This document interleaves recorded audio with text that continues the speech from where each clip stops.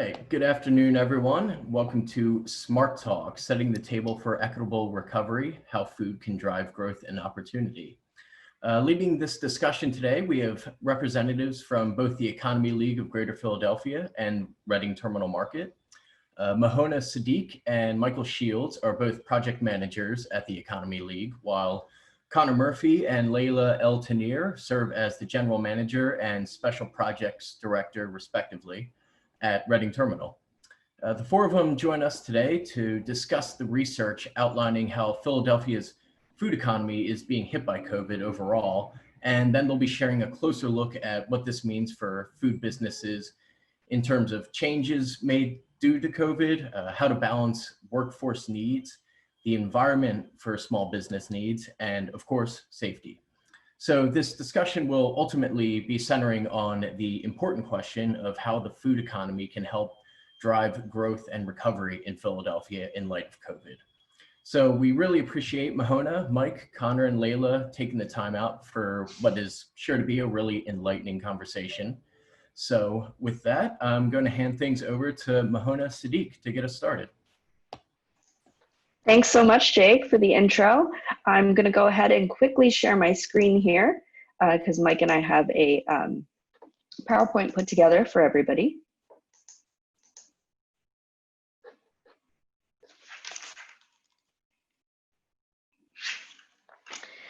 So yeah, as Jake mentioned, my name is Mohona Siddique. I'm a project manager at the Economy League of Greater Philadelphia. If you're not familiar with the Economy League, we are a local think and do tank. We focus on research, strategy, and practice on regional economic development issues. And Conor, apologies, Jake went through some of this, but as a quick recap, I just want to make sure that folks are muted if your microphone is not muted. There is a chat function down at the bottom of your screen, so feel free to use it to ask questions during this. We also will have some time at the end dedicated to questions. And lastly, of course, be respectful of your peers in the room. So as a quick run of show here, Mike and I are going to talk a little bit about our research on food and Philadelphia's food economy today, the importance of good food in particular, and how COVID has sort of upended and impacted the food economy as a whole. And this framing of the research will sort of set the stage for the meat of the conversation, which is Conor and Layla from Reading Terminal Market, who are at the forefront of the industry and talk a little bit about their initiatives and how the market is handling how this has sort of totally been upended and how they're handling the challenges of today. So I want to talk quickly about the context of some of the research that we have done. In 2019, the Economy League published an assessment of the food economy, and the research was done for the City of Philadelphia's Department of Public Health, their Division of Chronic Disease Prevention. You might know it as Get Healthy Philly. The report was entitled Good Eats, and this is sort of a rundown of the research that was done for that report. So to zoom out really quickly, what exactly is the food economy when we talk about it? What do we mean? And it's essentially all of the massive economic, job, and business activity that's encompassed in these 6 sectors. So production, where your raw food is from, the farming, the growing, the agriculture, processing, how those raw materials are then turned into an edible product for you. So any canning, freezing, packaging, distribution, how that food gets from point A to point B and all of the logistics that are involved with it. So the shipping, getting the food from the farm to your table. Next is retail. So how that food is sold to either you or maybe to a restaurant via wholesale. Hospitality, all of us, we're excited about sort of restaurants reopening. So how that food is served in restaurants or maybe through catering, in bars, or in, for example, campus dining halls. And lastly, the food economy encompasses waste and recovery. So how that food is disposed of and all of the jobs and economic activity involved in waste and recovery of food. So within the food economy, within this sort of scope of massive activity, there is a subset of food that's called good food. So we're not talking about your McDonald's or your Taco Bell. We're talking about food that meets these 4 criteria. It's health oriented and it's nutritionally dense. It's sustainably produced, so it's environmentally conscious. It's locally oriented, and the definition that we used in our report was that it comes from a radius of about 130 miles from Philadelphia. And good food is also fair. It's the product of workplaces that pay their workers fairly and provide sustainable benefits. So why, in particular, good food? Why is it important? And essentially, good food is good business. It drives local and community economic development. You can think about this maybe in the context of, for example, home values. Homes that are in the neighborhood or in the vicinity of retail that sells fresh and healthy food have higher home values. Good food supports individual health. Access to healthy and fresh food options is one of the central conversations today when we talk about community health. Good food can build a strong workforce. The food economy, which Mike and I will talk about a little bit more, is home to some jobs that pay a living and sustainable wage and provide strong career pathways and career advancement opportunities. This doesn't extend to all jobs in the food economy, but the food economy is an important subset of the economy that does provide some opportunities like that.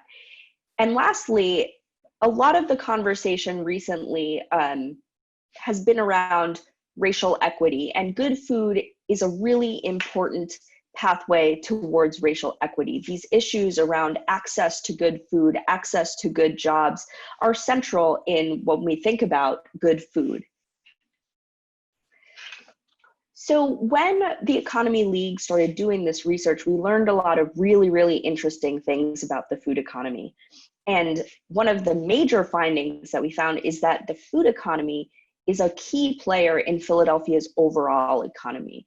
We're talking 12% of all jobs in Philadelphia are food related. That's a massive number of jobs, 79,000 jobs.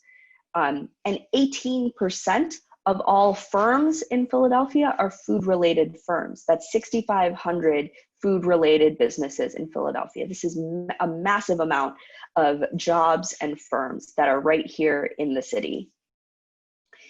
And when we dig a little deeper into the heartbeat of that economic activity, we're talking more specifically about small businesses. And I'm excited to hear sort of what Layla and Conor have to say about this as well.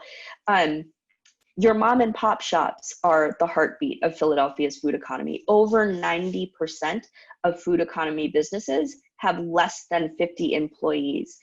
And this is a really, really critical point when we consider COVID and the recovery, both for individuals and for businesses. Who needs support? It's Philadelphia's small businesses. It's Philadelphia's small food businesses. And my last point here before I kick this over to Mike is the food economy supports a tremendous amount of wage tax revenue for the city. Almost 4% of the city's wage tax revenue is from food-related activity. It's roughly $66.3 million in 2016 was what the actual number was. And an important point to make here that Mike will actually sort of dig into a little bit later is the majority of food-related jobs are in retail and hospitality, but many of those jobs are on the lower paying end of the spectrum of food economy salaries. So when you think about the potential to drive further wage tax revenue, the crux of the issue is potentially increasing the wages and in making it more sustainable living wages within both hospitality and retail. And now I want to kick it over to my colleague, Mike from the Economy League, who's going to talk a little bit about COVID's impact on the food economy. Thanks, Mona. So for the past few months, the Economy League has really been focusing on putting out timely research on the impact this pandemic has had on facets of the local economy. So we were able to use Mohona's Good Eats report to sort of see where our baseline was for the local food economy and sort of measure out how exactly the pandemic has affected it. And what we learned is that each of these 6 sectors is really uniquely adapting to what has been going on these past 5 to 6 months. So, I mean, for case in point, it's only been a week now that indoor dining was reinstated back in Philadelphia. So these past 6 months have really altered the landscape for the local food economy from where we were in January. So at the start, the stay-at-home orders were put in place, and while many other industry sectors were forced to close, most of the food economy had to remain open because they were labeled as essential. So initial panic shopping kind of, kept production, processing, distribution, and retail sort of on its toes. And it really had them reconsider their supply chain management and investments. This is how they adapted. They had to quickly prioritize staple products like non-perishables, paper goods, and cleaning products. And as of now, they've relatively been able to stabilize, but they're still dealing with some transportation issues and understaffing as workers have gotten sick or have quit. Transportation has always been an issue for the food economy in production, processing, and distribution, even prior to the pandemic, and the pandemic has really only worsened it. We're seeing the effect on waste and recovery right now. So while most of us have been working from single locations, many of us are still working from home, waste has been less concentrated and more spread out than it used to be. If you think about it, if you spent 5 days a week in an office for 8 hours a day, you and that collective office were depositing your waste within arguably one dumpster or one area that made pickup much safer and easier. Now it's spread out throughout the city among our individual residential cans. That has caused trucks to have to keep going back and forth more than they used to. It's shortened routes, and you're kind of seeing some of that play out a bit. If you've been reading the media lately, you're seeing how waste and recovery is sort of reacting and still adapting to what's going on. But finally, the most pronounced changes happen within retail and hospitality, and that's sort of why I had them dotted out here. This is where those stay-at-home orders really hurt the most because, yes, grocery stores could stay open, but restaurants, fast food joints, caterers, all these other businesses really had to shut down and either had to adapt to either online ordering or curbside pickup. And as we just said, only a week ago, most of these restaurants are able to have people back inside dining, still with stipulations, still with 6 feet social distancing mandates. So this has had huge effects on the food economy's employment levels in particular. And I'm really going to focus on retail and hospitality because, Mohona, if you want to hit the next slide.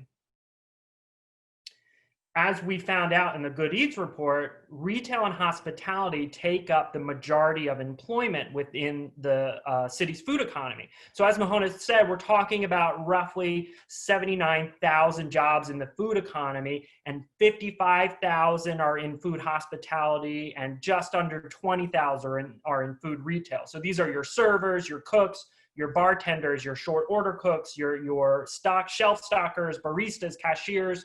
It runs the gamut. So while many businesses had to close as a result of the first stay-at-home orders, many of them had to consider, they had to cut labor. Like Mohona said, the majority of these businesses were small businesses, and labor accounts for roughly 25 to 35% of the expenses in food, hospitality, and retail businesses. So these owners had to really consider, do I stay with my staff and go under, or do I cut the staff and try and hold on until we get out of this pandemic? And a lot of them made that latter choice, and you can't really fault them for it. However, on the flip side, we have to remember, as Mohona said, that the majority of the jobs that were cut were seeing lower than average wages in the city. As of 2019, it was roughly like $25,000 to $30,000 lower than the city's annual average wage. So these are the jobs that the issue is they added to the unemployment population, that Philadelphia's unemployment population that was already growing at the time. And really they were kind of stuck in a hard place because the foundational skills that they had for the food economy, if you're a server or a short order cook, this wasn't I lost my job, I'll go find another at another restaurant or another establishment. All of those jobs were cut off to them as well. So you either had to sit and wait it out or completely, go another direction, go to another industry or do something else to survive. And for our leading indicators data briefs that we did to sort of see what the impact of all this was, we decided to estimate out what the industry contractions in food hospitality and food retail looked like for Philadelphia. If you can hit the next slide, Mohona. So sort of looking at it, and this isn't a sort of perfect, here's food retail, food hospitality. Based off of the March and July numbers for accommodation and food services and drinking places, the Philadelphia's food economy contracted by roughly 40% from March to July of 20%. And you could see that large sort of deep dive between March and April, really when the stay-at-home orders took place and sort of cut all of those estimations. So from March to April, we saw a 65% decrease in employment for the industry. And it's starting to trickle back up, but we're kind of just getting at halfway to where we were in February and March. So we still have a lot to go, and there's still more adaptation happening. The thing to remember here, though, is that the majority of this is food hospitality and not necessarily food retail. Food hospitality took the brunt of the job cuts here, whereas food retail, we weren't able to look at it at the local level, but if you zoom out sort of nationally, food and beverage retail only dropped about 1% from March to April in terms of employment, and they've actually grown by 2% between February and August of 2020. So those jobs kind of maintained and stayed, and that makes sense. Grocery stores had to stay open. Mail order foods, the Amazon and the Blue Aprons, those all sort of saw more business as a result of what was going on, and most of them hired more as well. So that it's understandable that they grew. So you could shoot to the next slide, Mohona. So what this meant for Philadelphia, though, is that, as of July 2020, with all of these losses in retail, we kind of did what would a 40% industry contraction look like? What's the direct job loss? And how much did the city lose, arguably, in city wage tax revenue? And we're talking about 30,000 jobs and $14.2 million in lost wage tax revenue for the city. These are just estimations. These are not the exact numbers. This is sort of going off of what the 2016 wage tax amounts were and what the 2019 job counts were. But to put this in perspective, we all know that prior to the pandemic, the US and Philadelphia, we were in a time of really, a lot of economic growth and a lot of job growth. So between 2010 and 2019, the city added approximately 80,000 jobs. And this 40% contraction in only two subsectors of the food economy wiped out 37% of that growth in just a 5-month period. So what we gained in 10 years was, over a third of it was sort of wiped out in a 5-month period. And that's only from, again, these two hospitality and retail sectors within the food economy. This trickled out into so many other industries. And Mohona, you can hit the next slide. So, because this trickled out into so many extra industries, I encourage, all of you attending today that if you want to learn more, we did put out sort of weekly leading indicators, sort of covering the various aspects of what was happening to the various industries and social groups and demographic groups within the city. So, please take a look at our leading indicators articles that are on our website, and the food economy specific one is linked here, but you can get to the rest. And if you want to see where the food economy was and sort of a template for how we can talk about the baseline of what the food economy was and strategies for building it back and thinking about ways of making sure that Philadelphia's food economy remains a driver of our local economy and our regional economy, and it's a main driver of building jobs back, please take a look at Mohona's Good Eats report as well. So now I want to kick it over to Layla and Conor. We're excited to hear all about the stuff that you guys are tackling, the challenges that you're tackling at the market. So I'll go ahead and give you the floor. Great. Okay, Layla, go ahead, introduce. Yeah, thank you. So, hi everyone on the call. I'm Layla Tannir, the Special Projects Director. A lot of my work at the market is involved in Mercado, which is our online grocery delivery platform, and the Ambassador Program and other programs that help enrich the experience at the market.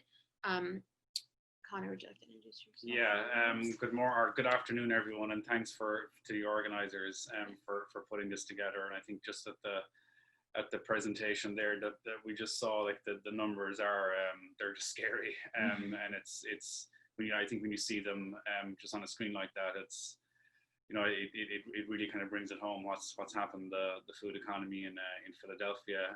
First, I joined the terminal back in May of this year, kind of right in the middle of the pandemic. My own background, just very briefly, grew up in Ireland. The son and grandson and all my people before me were shopkeepers. So it's in the DNA of growing up in a grocery business. From there, I worked as a risk manager at Ernst & Young for a few years in the Dublin London practice. And then from 2008 to 2014, I lived and worked in Haiti, developing what we call now, I guess, social impact businesses, but at the time it was a corporate responsibility project through Ernst & Young. And from there then, after Haiti, one of the projects I was involved in Haiti was a coffee project where we set up a series of coffee farms and education centers for Haitian coffee farmers. And that took me into the coffee industry and ultimately to Philadelphia at the beginning of 2014, working in the coffee business for a few years. Back in March of this year, I was on the cusp of launching a retail venture here in Philadelphia in association with the Park Service and the Independence Visitor Center. When the shutdown was announced, it obviously made sense to maybe park that idea for a few months to kind of see how things would play out. And sometime around the beginning of April or late March, I saw the news that the terminal was seeking a new general manager. My predecessor, Nuge, was moving on to work for Congressman Dwight Evans. So off I went and threw my hat in the ring, and here I am. So it's obviously an interesting time to join what is Philadelphia's and probably the state's most recognizable food institution. The challenges, as you can imagine, are numerous, and I guess one of the Reading terminal itself, it's as defined by the Project for Public Spaces, it is a public market, and I guess as a public market, there's and then as someone mentioned earlier at the top of the call about retail work is being deemed essential back in March, April, and kind of being a public market and then designated as an essential space. And that obviously was probably presented to the market with its first challenge back in March, April, of how do we do this safely?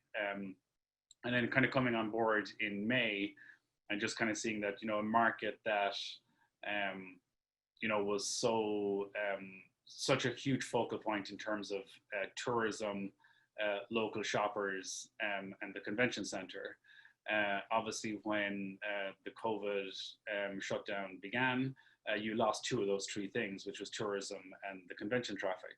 And now you're down with, dealing now exclusively with local shoppers, and then local shoppers now seeking curbside pickup, online delivery, all that good stuff. And in the market, just kind of having to make almost a total shift in how we do our business.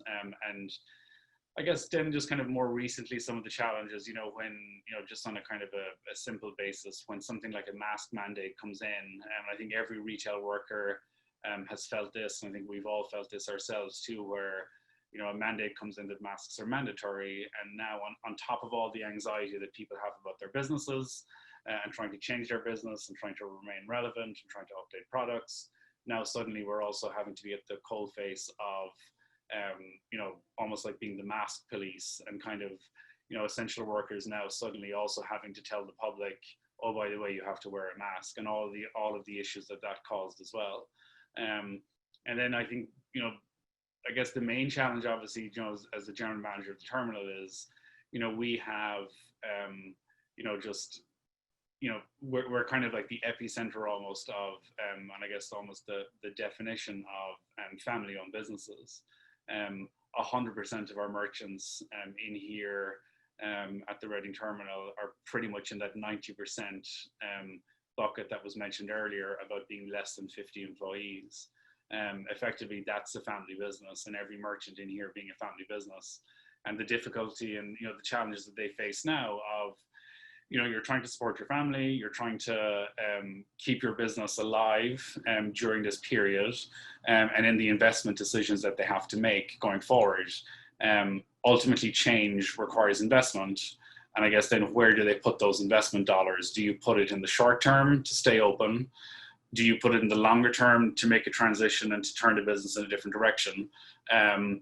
Or in some cases, do you shut down and wait it out? But as a family business, you can't just shut down and wait it out, because that's where the revenue stream and the money is coming from. So it's, there is ultimately a number of challenges there.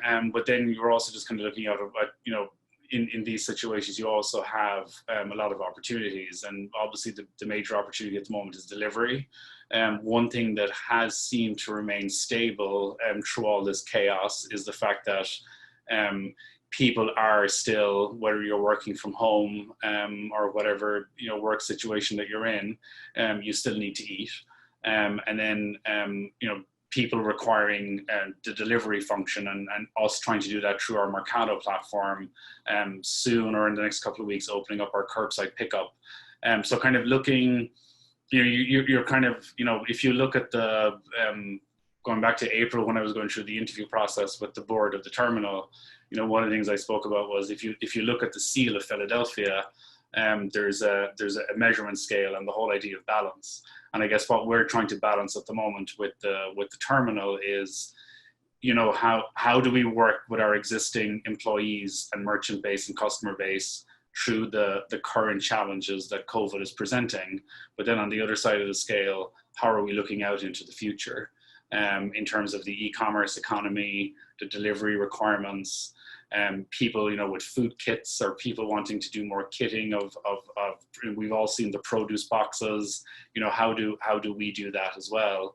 But then just kind of also facing the realities of, the Pew Research and the Good Eats reports over the last couple of years that have come out of just, we do have poverty in Philadelphia. I think was it the last Pew Research that was done on it, I think, was it February 2019, of the city experiencing 27% poverty rate.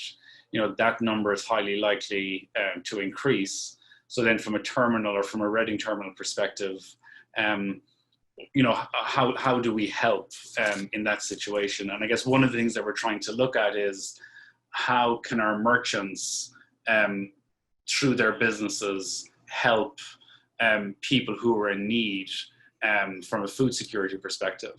And again, that's kind of a balanced situation that, maybe through hopefully a future stimulus package coming from whether it's federal, state, or city agencies, could we kind of work on a program where, can we somehow try and support our small businesses here inside the Reading terminal to ultimately support people who are in need?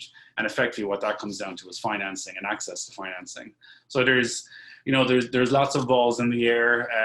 I think everyone on this call is acutely aware of all the actual challenges that are out there, but ultimately as well, there's also a lot of opportunity out there, and trying to kind of, balance those opportunities versus the opportunities, and ultimately trying to take the market into the next phase. And ultimately, we've been here for 127 years, and we're going into our 128th anniversary next year. And ultimately the plan is, how do we stay around for another 128? And ultimately the terminal has always moved through a whole lot of other challenges, world wars, depressions, we've kind of been through it. And obviously this is a very different and unique set of circumstances.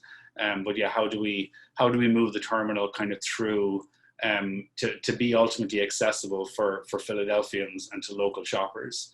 And that's kind of where we want to be. And how do we do that too with our prepared foods people, our purveyors, our fruit and veggies guys, our butchers, how do we achieve all that? So it's, lots and lots of challenges, but ultimately lots of opportunities.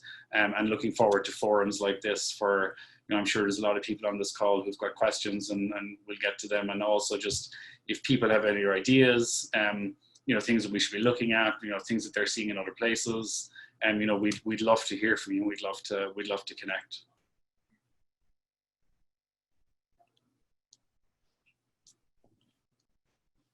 Great. All right. Thank you, Conor, Layla, Mohona, and Mike. If that's all for you, I guess we can open the floor up to questions.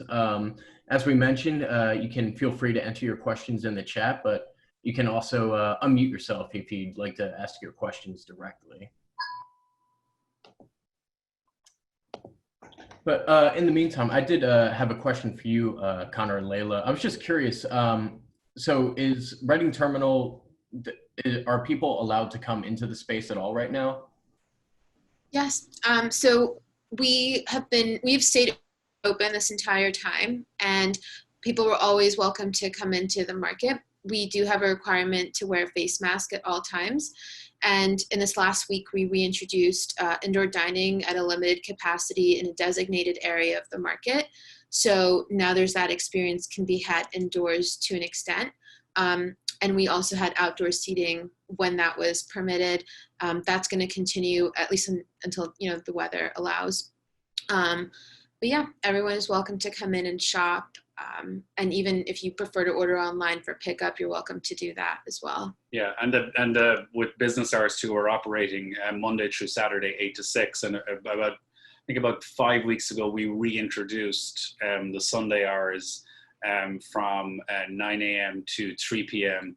But in 2 Sundays' time, we'll increase those shopping hours up to from 9 to 4 on a Sunday, because what we have noticed, particularly on Thursday, Fridays, and Saturdays, we have noticed a significant uptick in foot traffic coming through the terminal, and also on Sundays. So what we do with our merchants, for example, on Sundays is we've just looked at their numbers directly, and we've just noticed an upward trajectory. So we're saying, well, if they're going up from to 3 o'clock, well, now that gives us kind of, let's go to 4 o'clock and see what that looks like. So yeah, we are open, operating hours 8 to 6 Monday through Saturday, and eventually moving towards Sunday from 9 to 4. Excellent. Great. So we have a few questions here in the chat for you. This is directed to Conor and Layla here. Given that tourism is down so significantly, what can you do to help restaurants in the market replace that business? Good question. Thanks, Lynn. And just kind of like a twofold answer to that. It's trying to introduce an element of one thing that we do know from a lot of local shoppers is that, because tourism was such a huge draw here, a lot of locals would have stayed away for certain parts of the day because they knew that that time of the day it's going to be very busy with tourists. So it's kind of, how do we kind of reintroduce the market to local shoppers, and kind of how do we kind of remind them from a standpoint of, if you're looking for your hometown flavor of Philadelphia, the Reading Terminal has always had that.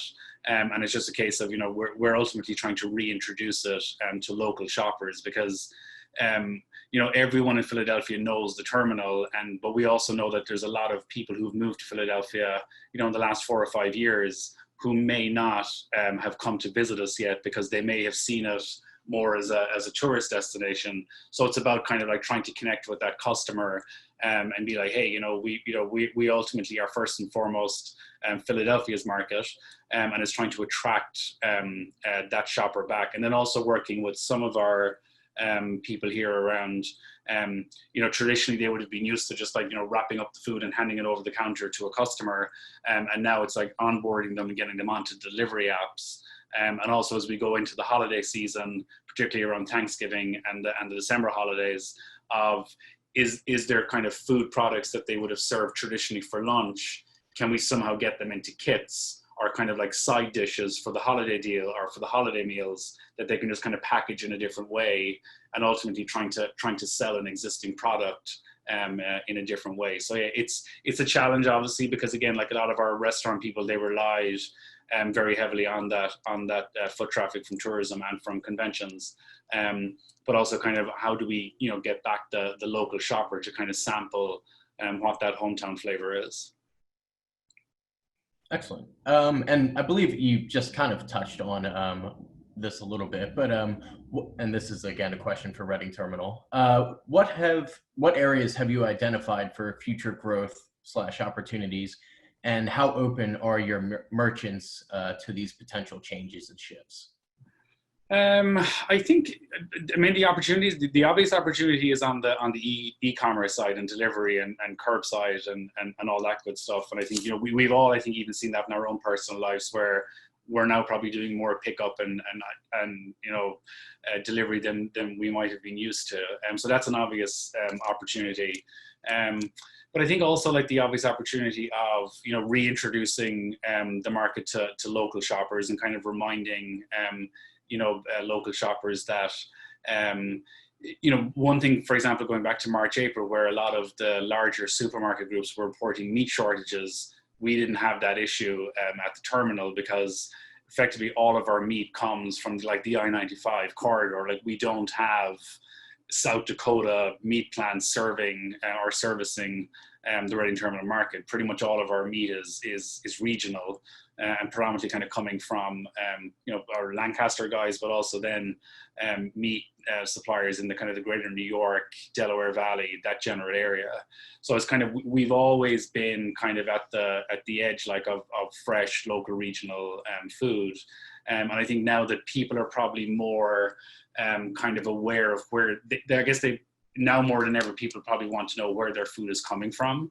And kind of, we've always kind of had, great, especially through our Lancaster merchants, like we have a great connection to Lancaster County, which is the, one of the largest agricultural production areas in the world, never mind the country. And trying to kind of, again, kind of reconnect those points that, we do have a great selection of local and regional produce.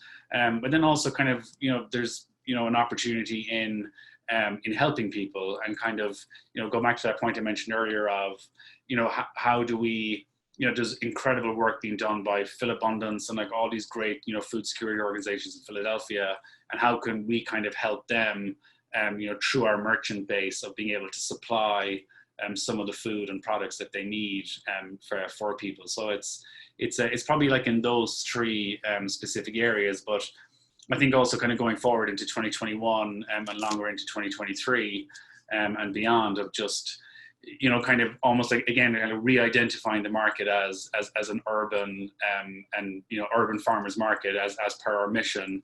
And also just kind of like, we are ultimately a public space, and what does that mean? And, just the diversity that we have, and even too with the new merchants that we're talking to who want to come in here, just kind of, again, kind of looking at Philadelphia as this kind of, melting pot of different cultures and so many great food people in the city, and trying to attract those great food products and great food stories that we have, and we've always had in Philadelphia. Excellent. All right. And thank you, Megan, for that question. And we have one other final, well, I mean, we have time for more if people want to enter them, but we have another question here in the chat from Anthony. He asks, are any efforts being made to work with farmers who were exclusively large-scale wholesale to create and rework to small wholesale retail channels? I guess not directly right now. It is a great idea, and I think again it's kind of also kind of like, I guess with the mission of the terminal itself, where we ultimately want to work kind of exclusively as much as we can with farmers in the Pennsylvania, Delaware Valley region. And I think I think it ultimately comes down to product and what product is available, through these large scale wholesale. And it probably makes more sense for the merchants directly themselves.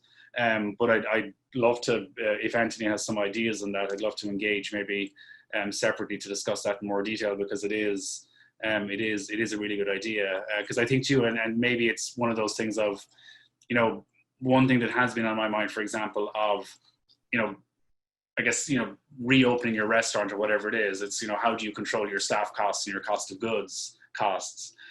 And I guess, is there kind of an opportunity there? Well, it's probably risky at the moment to go off and purchase, 5 boxes of mushrooms. Is there a way of kind of, just being able to buy 1 box of mushrooms? So, could the terminal kind of, do that, either directly or through our existing fruit and veggie merchants. So I think it's kind of, I guess, as merchants kind of, or I guess as, small restaurants in Philadelphia reopen, I'm sure that the one thing that's on their mind is cost of goods. And I think, that is something that if Anthony had some ideas, I'd love to talk to him offline on that, to see, is it something that we could do for small restaurants in the city of Philadelphia. Excellent. Okay. Yeah. So unless we have any more questions, feel free to throw them out. But if not, I guess we're good to wrap there. I just want to thank Conor, Layla, Mohona, and Mike again for taking the time out for us today. Really appreciate the insights the Economy League had shared on the broader issues, and then Reading Terminal for giving us kind of a ground level look at what you're dealing with. So. Also, just want to thank you everyone for attending and sharing your questions. And if anyone does come up with any questions, I'll be sending a follow-up email. Would you, the speakers here, would you like people to be directed anywhere if they do have questions? I'm happy to put my email in the chat, and they can email us directly.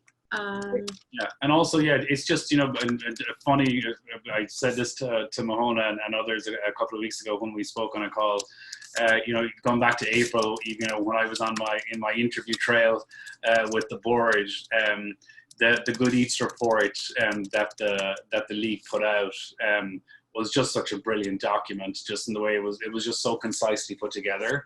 And I just kind of think that, with questions around kind of the future of the market and kind of how does the Reading Terminal, kind of move into the future in 2021.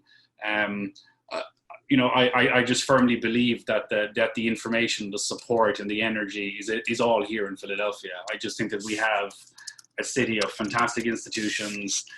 We've got, excellent medical schools. We've got excellent technology schools. We've got Wharton, Temple, Drexel, CCP, going out into the main line with St. Joe's, Villanova. We've got top class people, institutions, and energy in the city. And I think it's about, like, as a collective, how can we kind of harness that? So I think, like, from an ideas perspective, or people out there who have, ideas for us, where as a public market, we are open, not just physically to the public, but also come in, but also to ideas.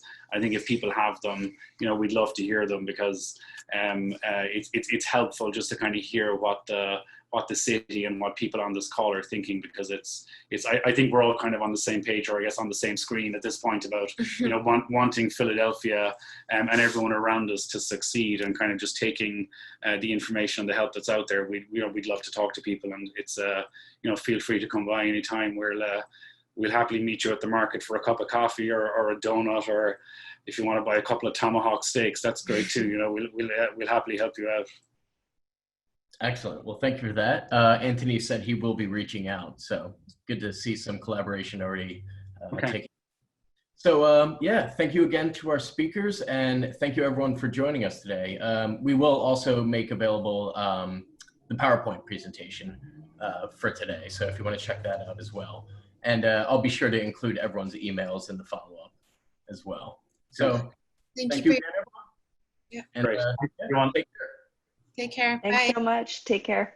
Thanks.